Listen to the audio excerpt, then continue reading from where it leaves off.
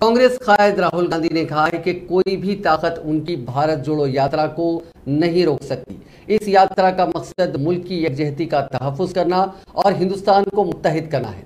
उन्होंने भारतीय जनता पार्टी और आरएसएस पर हिंदुस्तान में नफरत को फैलाने का इल्जाम आयद किया और कहा कि ये दोनों अवाम को लड़ाने का काम कर रहे हैं। ये यात्रा बीजेपी और आरएसएस के नजरिया, तशद्दुद और नफरत के खिलाफ है। उन्होंने कहा कि यात्रा के दौरान जरूरी अशिया की कीमतों में इजाफा और बेरोजगारी के मसाइल को उजागर किया जाएगा। आज दो हिंदुस्तान है, एक मुंतखब अफराद यानी अमीरों का और दूसरा हिंदुस्तान गरीबों का, किसानों का और मजदूरों का है। हम ऐसा हिंदुस्तान चाहते हैं जिसमें तमाम को इंसाफ मिल सके। राहुल गांधी ने तेलंगाना में अपनी यात्रा के दाखिल होने पर नारायणपेट जिले के मक्तल हल्के में खिताब किया। तेलंगाना में यात्रा के दाखिल होने पर तेलंगाना कांग्रेस के कई कायदीन और कारकुनों ने उनका शानदार इस्तकबाल किया।